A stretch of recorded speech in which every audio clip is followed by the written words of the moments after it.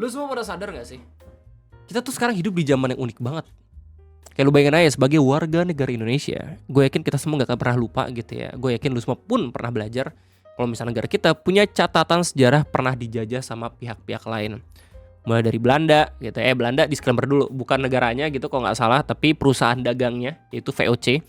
Yang sempat gue lihat juga tuh di film Pirates of Caribbean. Terus kemudian VOC cabut, datang lagi Jepang. Jepang kan awalnya kan dia bilang ke kita best friendan, tapi ternyata ngejajahnya lebih ngeri-ngeri gitu loh. Meskipun waktunya singkat tapi lebih brutal. Di tahun 1945 akhirnya kita merasakan kemerdekaan, yang mana itu pun menandai akhir dari Perang Dunia Kedua. Ya, jadi Jepang tiba-tiba dilempar petasan sama Amerika ya, namanya Little Boy dan juga Fat Man, sampai pada akhirnya benar-benar mengakhiri segala macam peperangan yang ada di negara-negara gitu ya. Bahkan sampai ada beberapa pihak di Jepang yang masih merasakan trauma psikis gitu ya gara-gara film Oppenheimer itu, gue tahu.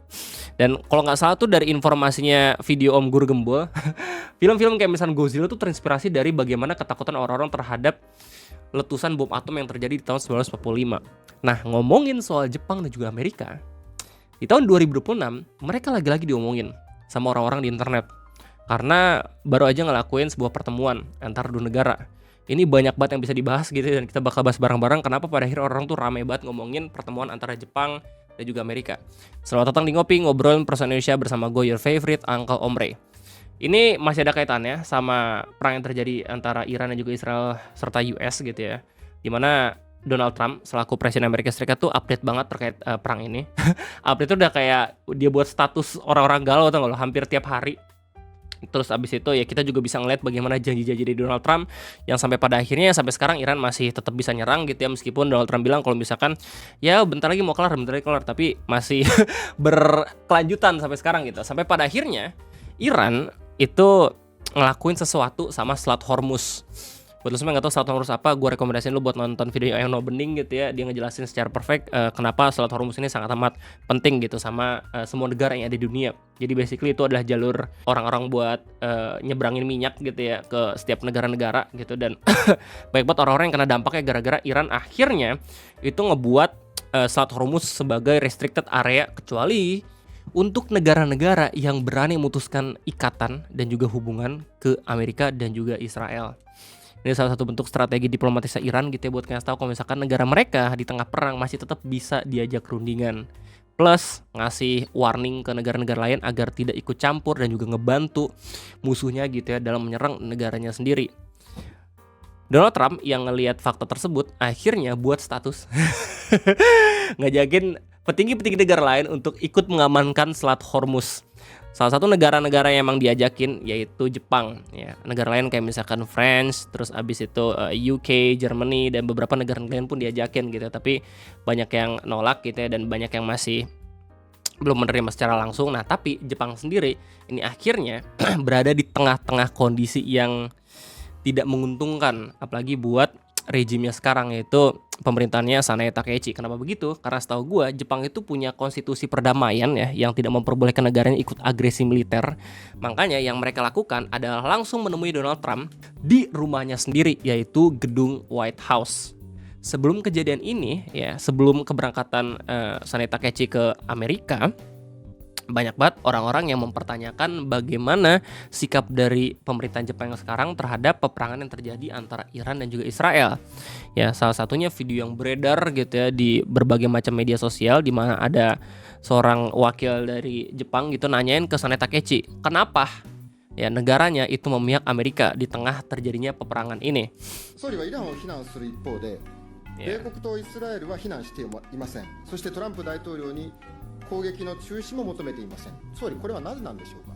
Ya, jadi pertanyaannya adalah kenapa Jepang justru memposisikan dirinya untuk nyalahin Iran gitu, padahal yang diserang duluan ya Iran sendiri. Kenapa Jepang kagak nyuruh Amerika dan juga Israel sebagai sekutunya gitu untuk berhenti menyerang Iran? Nah jawabannya kayak gini. トランプ大統領とは、これから、お会いをいたします。 Jawabannya simple, kayak gitu doang. Karena gue pengen ketemu Donald Trump nanti. 以上です。 Dengan gestur yang kayak gini. Nah jawabannya Ibu Sanae Takaichi ini itu ternyata kontroversial. Banyak banget orang-orang Jepang yang menganggap kalau misalkan ini rada problematik. Soalnya ternyata nggak sedikit juga gitu orang-orang yang justru melihat peperangan ini secara objektif. Dan lu bisa lihat bagaimana responnya di kolom komentar Twitter yang ngomongin soal Iran dan juga Israel. Well, pertanyaan ini nggak berhenti ngebuat Sanai akhirnya berkunjung ke White House. Karena basically Jepang pun kalau misalkan ngediemin perang ini bisa ngebuat pasukan minyaknya itu benar-benar menipis gitu, meskipun masih 200 harian kok nggak salah, sementara negara kita cuma 20 hari, cuman gue masih belum bisa cross check faktanya benar atau kagak gitu ya. Nah, di beberapa hari kemudian ya, akhirnya Sanai beneran ketemu sama Donald Trump. Ngomongin soal banyak hal gitu ya. Kalau misalnya dari beberapa berita-berita internasional ada banyak banget topik yang emang diangkat sama mereka. Yang pertama berita dari People, judulnya Japanese Prime Minister Shout Out Barron Trump Birthday at White House Dinner. Donald, it's very clear where he got it. Jadi ada yang bilang kalau misalnya Jepang berkunjung ke Amerika gara-gara pengen ngucapin ulang tahun anaknya Trump gitu. Ini kagak ya, ini cuma bercanda doang. Terus habis itu ada lagi nih berita dari Town and Country Mag, judulnya Japan's Prime Minister give 250 new cherry blossom trees to the United States.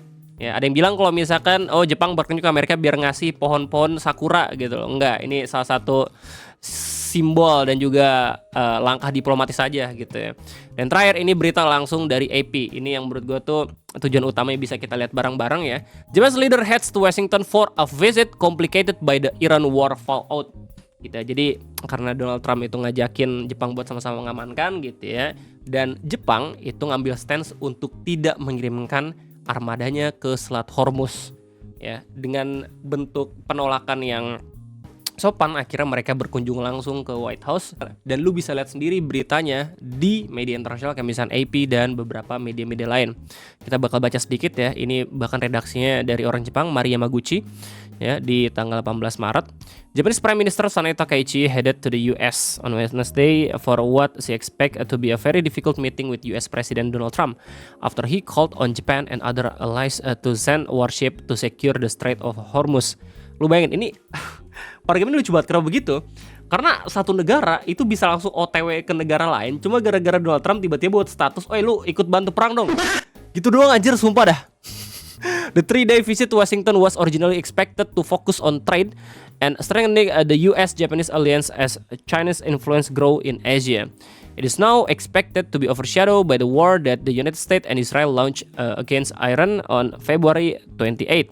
I think the US visit will be a very difficult one, but I will do everything to maximize our national interests and to protect the daily lives of the people when the situation change daily, Takaichi told Parliament on Wednesday, hours before her departure.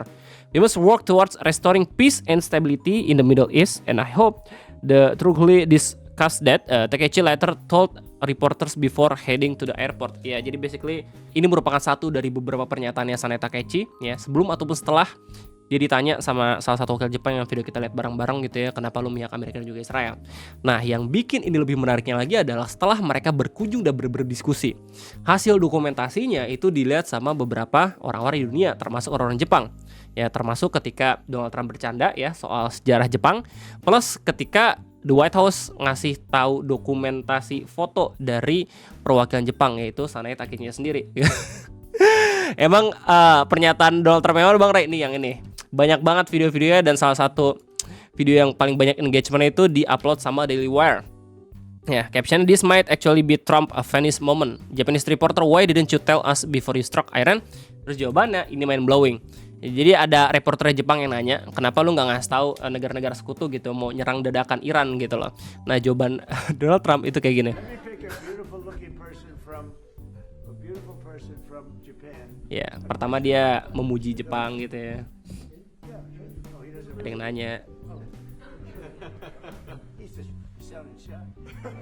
Of course, now Japan and US are very good friends. But one question: why didn't you tell US allies in Europe and Asia and Japan about the war before attacking Iran? So we are very confused about it. Ya, jadi artinya lu udah tahu ya tadi sebelumnya gitu ya. Mereka bingung kenapa nggak nanya ke Jepang meskipun Amerika dan Jepang terlihat sangat amat berteman baik gitu ya terkait penyerangan ke Iran. Nah, jawaban Donald Trump gini. Well, one thing you don't want to signal too much. You know, when we go in, we went in very hard, and we didn't tell anybody about it because we wanted surprise. Who knows better about surprise than Japan? Jadi Donald Trump jawabnya gini. Basically, dia nggak pengen ngasih tau ke negara-negara sekutunya gitu ya, karena Amerika pengen fokus banget buat ngasih elemen kejutan ke Iran. Sebenarnya ini pernyataan masih belum kontroversial banget gitu ya. Ini cuman punchline dari Donald Trump ya. Sampai pada akhirnya dia ngomong kayak gini. Hey, why didn't you tell me about Pearl Harbor?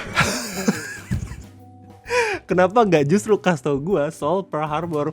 Konteks, apa itu Pearl Harbor Bang Ray? Jadi itu salah satu pelabuhan yang dimiliki sama Amerika Serikat waktu Perang Dunia gitu ya, kalau nggak salah yang kedua. Jepang itu nyerang Amerika menggunakan serangan kejutan ya, serangan udara gitu, dan menghancurkan pelabuhan Harbor yang dimiliki sama Amerika Serikat. Dan ini secara casual ya, secara biasa langsung dilontarkan sama Donald Trump, dan lu bisa lihat ekspresi dari sananya. Astagfirullahaladzim. Seseorang yang tidak bisa tidur. Terutama reporternya. Okay, right? Oh no. He's asking me. Now you believe in surprise, I think much more so than us. Awkward. And, we had a surprise, and we did. And because of that surprise, we knocked out, the first 2 days, we probably knocked out 50% of what we, and much more than we anticipated doing. So, Ya akhirnya ya dikasih tau juga hasilnya kalau misalkan gara-gara nggak ngasih ke negara-negara lain gitu ya, dia bisa menghancurkan beberapa aspek-aspek negara Iran lebih banyak dibandingin kalau misalkan dia ngasih tahu gitu loh. Dan pernyataan ini banyak banget akhirnya dikomen sama orang-orang ya, nggak sedikit juga ada yang ngebuat meme ya, ekspresinya Sanae, bahkan respon petinggi-petinggi negara lain. Bro, you saying this? Hold up, got a light bro. Kan gue bilang, ini kita sekarang hidup di zaman yang lucu gitu loh. Negara kayak Jepang sama Amerika yang dulunya itu musuhan gitu ya, saling bertengkar satu sama lain, sekarang itu mereka justru kayak bercandaan gitu. Meskipun ya lu bisa lihat respon awkward dari orang Jepangnya. Terus habis itu Donald Trump juga udah sadar kalau misalkan dia udah ngebuat pernyataan yang buat canggung orang-orang di sekitarnya gitu loh. Tapi gak cuman dokumentasi ini doang yang pada akhirnya ngebuat orang-orang Jepang bete gitu. Ada salah satu hal lagi yang pada akhirnya ngebuat mereka itu ngerasa kesal dengan pertemuan ini ya. Ini merupakan dokumentasi foto yang dibuat sama White House Washington. Di mana website lu masih bisa lihat. Judulnya Presiden Donald J. Trump and Japanese Prime Minister Sanae Takaichi deliver remarks in the State Dining Room. Dari beberapa foto-foto official yang dibuat langsung sama Amerika, yang ditangkap langsung sama Amerika, ada satu foto yang menjadi perdebatan, terutama di forum-forum Jepang. Salah satunya foto yang memperlihatkan Sanae Takaichi itu nari ya, joget-joget tapi mulutnya itu nganga. Ini dikomen sama banyak banget masyarakat Jepang, khususnya yang ada di Twitter gitu ya.